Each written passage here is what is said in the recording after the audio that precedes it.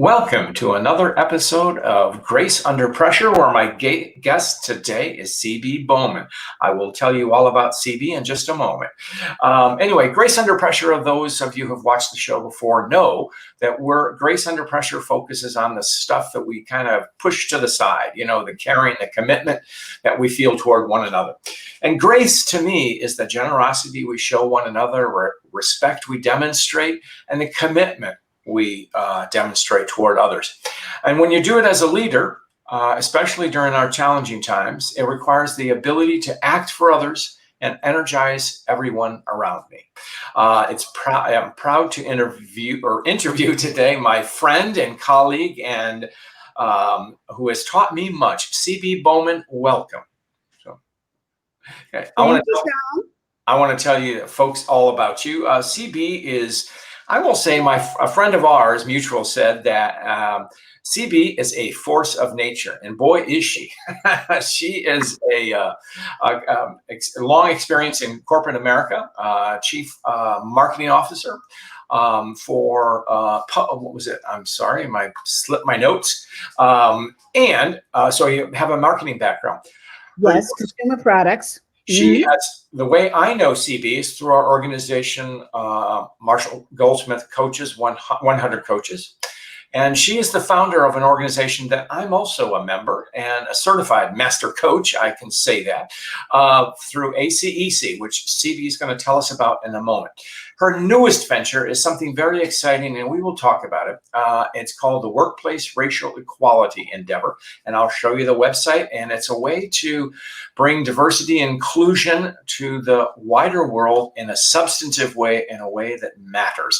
CB has an MBA and a long history of corporate work, and I'm proud to know her and welcome CB. So thank you so much. Can I hire you as my PR person? I don't know. You probably get tired of me after a while. No, never. CB, you are in the wider world. What I mean by that, you have a network of contacts as well as your corporate clients and things.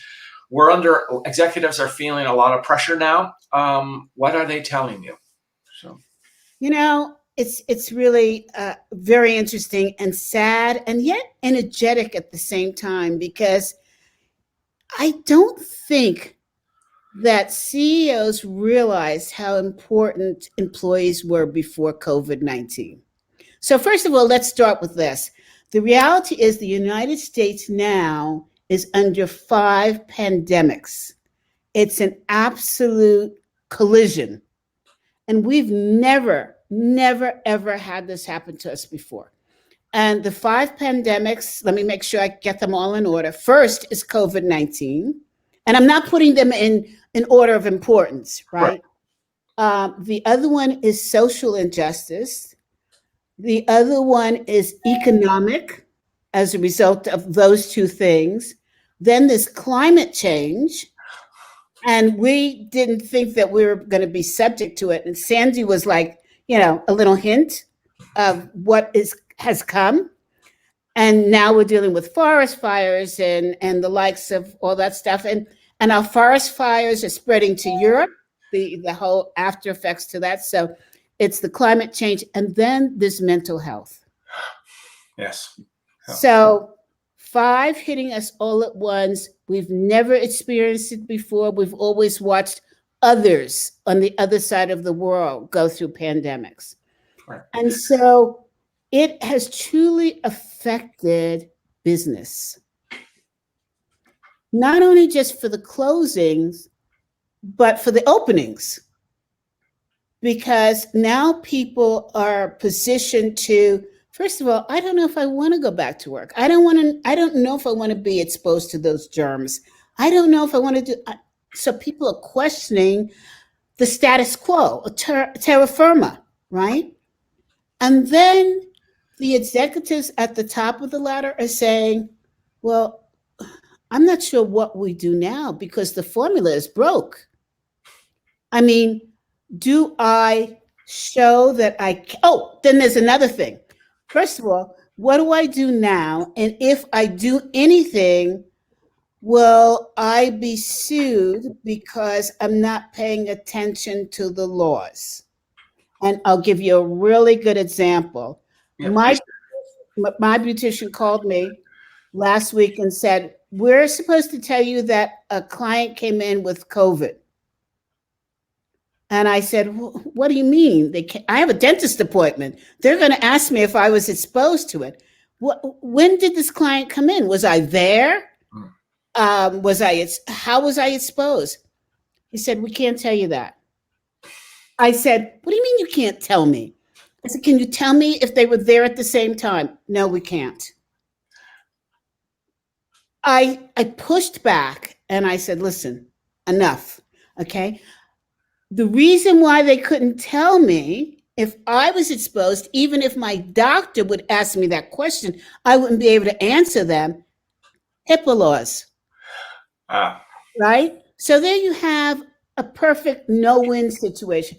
Eventually, I said to them, "Look, I don't need to know anything, but I need you to call my doctor and tell them if I was there at the same time, because then I have to cancel my appointment." Fortunately, I was not there at the same time. So I was good to go.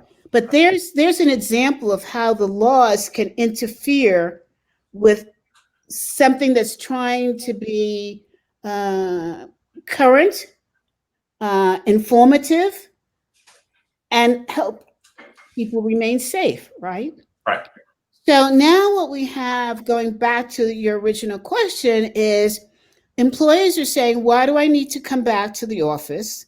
I want to work from home." And employers are being told to be more empathetic, sympathetic to these needs. Now, we have people that are suffering from post traumatic stress disorder as a result of this, and they're trying to go back to work. The employer is not supposed to ask what the problem is, but the employer is told to help the employee. So it's become so much more complex to run an organization for those people in the C suite.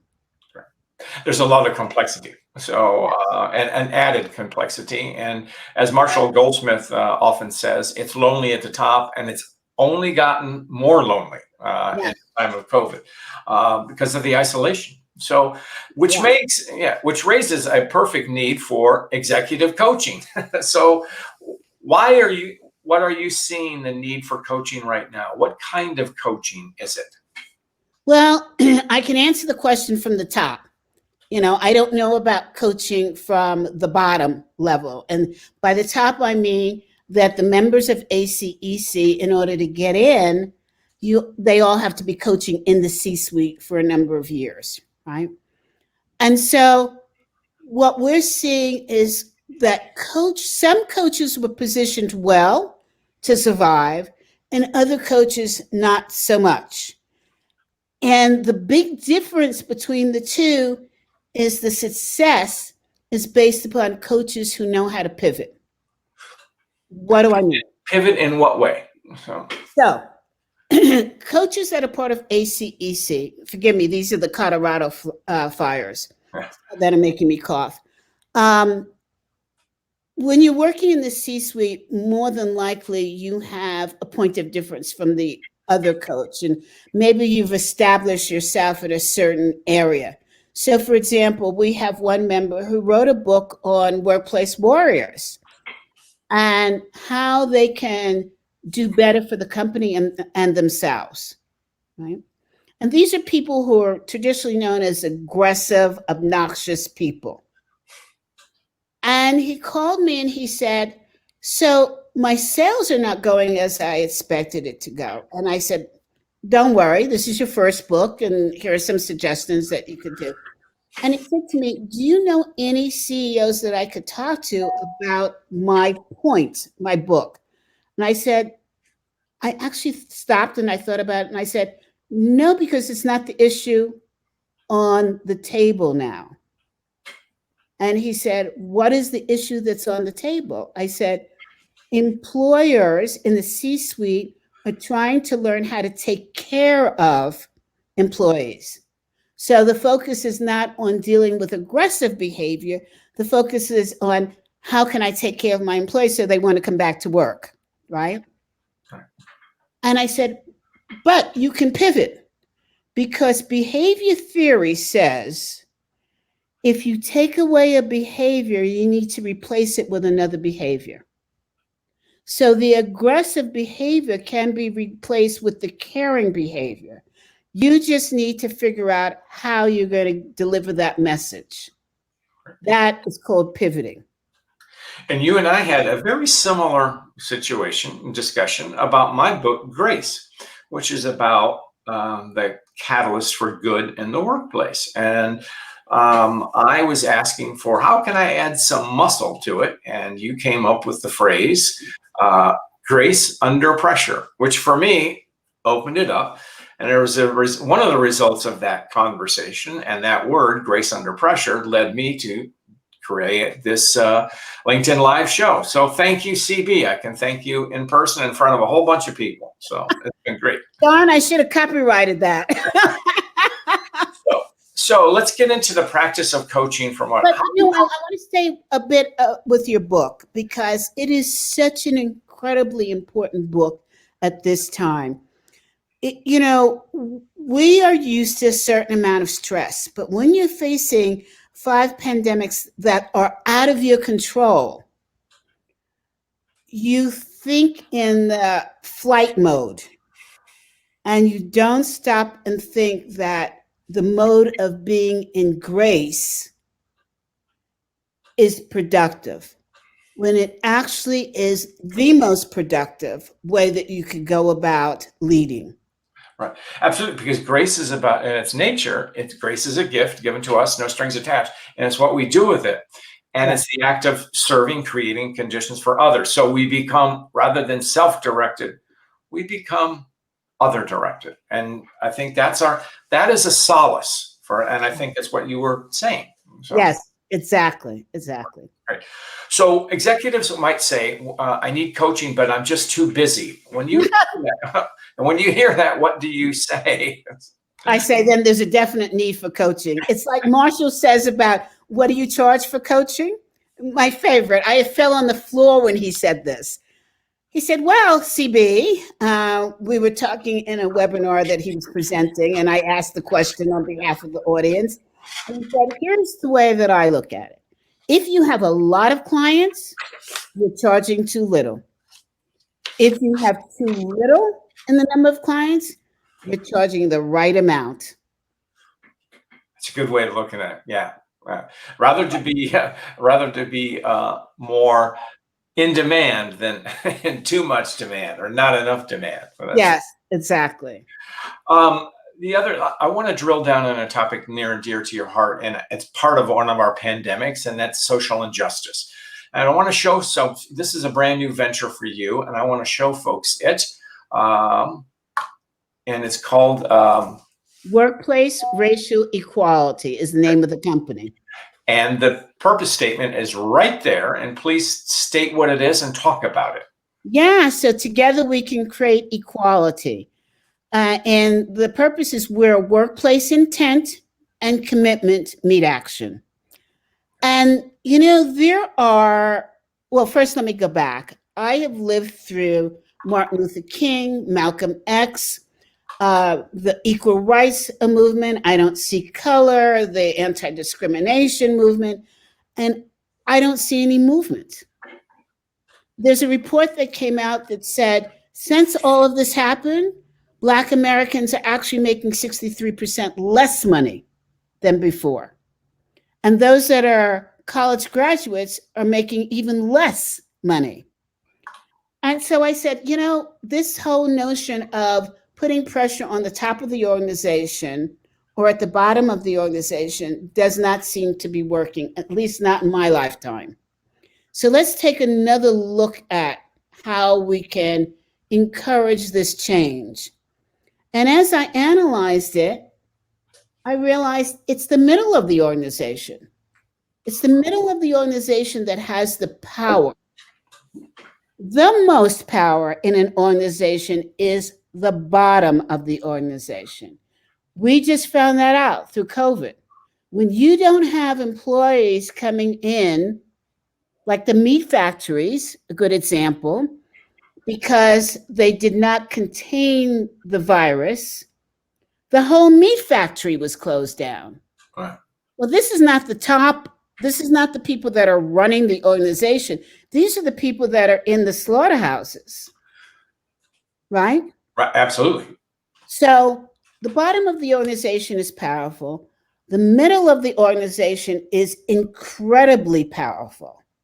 The top of the organization, not so much. Because if it was, we wouldn't be where we are now. Right. So the goal of workplace racial equality is to work with the middle of the organization so that they can influence up and influence down, or influence up and join forces with down. Now, we have seen rioting. We have seen walkouts. We have seen emotional spillover.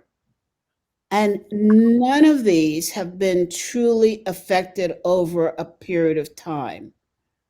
So our approach is going to be to look at unconscious biases and have experience-based learning. Yeah, I'm glad you're addressing that, because the average perception is in an organization, or say a typical corporation, as if you ask people about bias, they would say, "Oh, I'm open. I know Black people. I know Hispanic people. I'm colorblind," or whatever. Tell me why that is pretty limited, a very limited view. So, Colorblind, if you don't see color, then if you're saying that I'm colorblind, you have a problem with your vision. We all see color. We see technicolor. Men, not so much, because the statistics are that there is a large percentage of men that are colorblind, ironically, right? yeah. You guys don't see orange and red and green and all that kind of stuff. But bar that, there is color differences. And here's where the problem of unconscious bias or implicit bias comes in. Yeah. It results in double talk. And then nothing that you say is believable. If you don't understand what your bias is, and biases don't have to be negative, they can be positive. I have a bias against peas and broccoli, but they happen to be very good for me, right? Yeah. And so understanding your biases actually frees you up. So here's what happens if you don't understand, if you don't know your biases. So you can go out and say to people, I believe in diversity. I want to see inclusion, which there's a difference between diversity and inclusion. And I'm all for people of color. Then somebody says to you, what would you do if your son or daughter marries somebody of color? Oh, no, we couldn't have that in our family. That means that you are double talking, because what you say about what you believe in terms of bias, people are going to get a mixed message, because that internal message in your heart is leaking through. Now, I'm not saying that you shouldn't feel one way or the other about a mixed marriage in your family. You have the right to feel however you want to feel. But know what that bias is, so that when you are communicating, you're communicating clearly. And then you won't confuse people. So how do we are at an inflection point, since the sadly the increased proliferation of Black men and women slain at the hands of police, Breonna Taylor, George Floyd, and many, many others that don't come to light. And people are marching, protesting. How do we make this last? How do we affect change? You know, it's interesting, because I was presenting this morning to chief financial officers, and that question came up as to whether this is really a fashion statement, quote unquote, and will be gone tomorrow. And my response was, having been through Martin Luther King and Malcolm X and the likes, I'm seeing something different. At least I hope I'm seeing it. One, we didn't have social media. Two, we didn't have the visuals of the killings.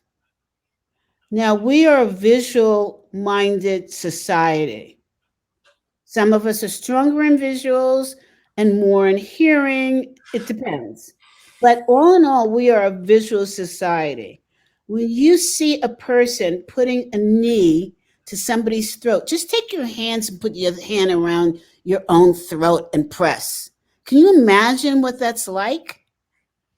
So now what happens, because we've actually seen this, it's locked in our memory. Whenever there is a killing by the police, that memory is going to be triggered. So I don't see this going away. And what I see is if organizations don't start making serious changes, then anything that they say, credibility is going to be gone. Right. Because it's going to continue to happen, sadly, whether it's an accident or on purpose. It doesn't matter. That trigger is going to come up again and again, and each time it's going to grow in strength. Let's talk about relating inclusion to the war on talent, creating the best a workplace that attracts the best people. Must inclusion be a tenet of that? So. Oh, absolutely. But first, we have to understand the difference between diversity and inclusion. So, best that I create a visual. Diversity means that you're hiring people of color. Inclusion means that you're supporting them to move up in the organization. So they are very different. Both are needed for the cause that we have right now. Well, talk about the specifics of what are the outcomes you want from your endeavor and the certification program. How will that make a difference? So we're not going to be about changing people. We're going to be about informing people so that they can make an educated change to the degree that they are comfortable with. You can't force feed people. You can give them information so that they can make a wise choice. So that's what our plan is. And of course, we feel that that wise choice will be for the betterment of mankind. Will it also be better for the company? I mean, well, yeah, I think they're thrown into mankind. Yeah. Well, yeah, but well, what I'm trying to say is, I think there's a business case to be made for the effort that you are exerting. That's right. You know, I'm glad that you brought that up because we have to be careful with that. For years now, we have said over and over again that diversity is good business. What does that mean? Well, let's just take this down to the granular level. If a board and if the C-suite have felt that diversity and inclusion is good for business, then you must ask yourself, in times of financial crunch, why are those departments the first to go? It's an oxymoron, is really what we have. It's good human sense. And you can also argue that if an organization wants to move into the diversity market to sell product, and they haven't been in that space before, then that's a business case. But it's not the business case that we've been using it for, the relationship for. Yes. That's different. It's not the sales quotient. It's more the relationship. And so much of research for generations and management has talked about why people stay with a company is because they feel they belong. And that's the values culture. And so inclusion must make people who look differently from the status quo belong and be contributors, not just be there, but be contributors. So Yeah, it's kind of like I hate to bring this up, but it's a perfect case. The CEO for Wells Fargo saying he doesn't know where to find Black people or diversity people to hire. Okay, well then let's assume this is a true statement. But let's look at the causation of it. Because you haven't hired Blacks and you haven't put them in inclusion, they haven't risen to the top. And so therefore you could say you can't find them. right. That's the vicious cycle that we're in. Well, our friend Elena Love talks about seeding and grooming. So it begins before you don't, in my interpretation, you don't hire a CFO at age 10, but you are active in that community. There's a concrete example of this, and that's David Coate at Honeywell, who was faced with this diversity question, and got pushback from his managers saying that we can't, just like we had talked about, can't find minorities. And he said, we operate in all these different places, find them, and that changed the equation. So you can do it if you that, but it takes a conscious effort, and that's what, in my opinion, why we have to maximize the issue while it's hot, so that we begin to affect positive change. And we also have to change the barriers of entry, right?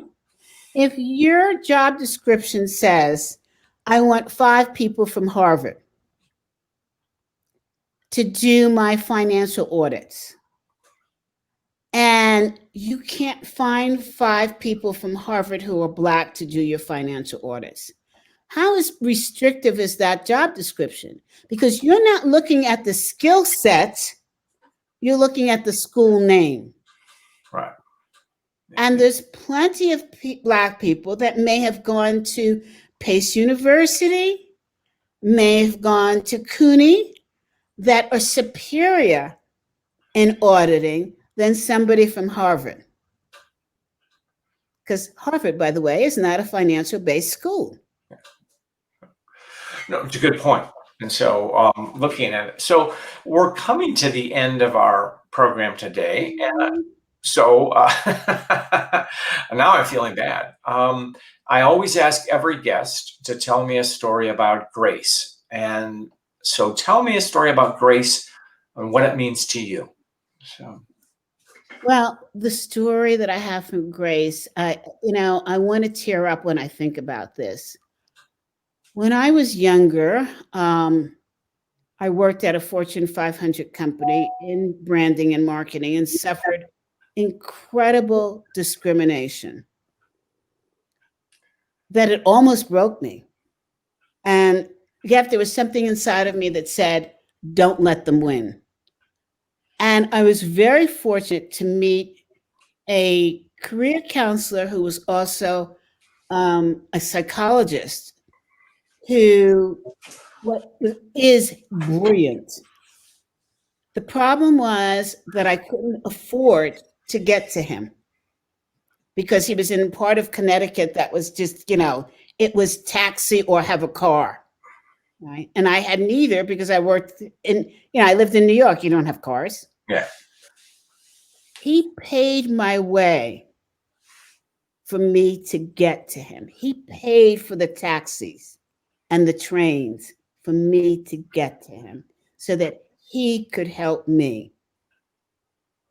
This is a white, Jewish, gay man. What a great story. That's grace.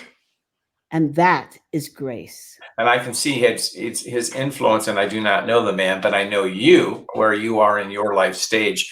You have a ferocity to you, which was evident then, that when people say no to you, That's that's the door opener. So, but you have such a rich depth to you, which is a form of grace, and you are making the world a better place for us coaches, and with the new certification program and racial equality. So, I wish you nothing but success. So, Thank you so much. It's so heartwarming to know you. I think we play on the same field. I play so that you, the other side, and I win together. well, And I just love what I'm doing, and I so much value the lessons that I received in corporate America, the discrimination I had to go through, because to me, it taught me heart. And it taught me brains to survive. well, you have a powerful intuition that enables you to see a situation, size it up, and make suggestions. So, which makes you a very, very good coach. Dangerous one. We'll close out and thank you, CB. So.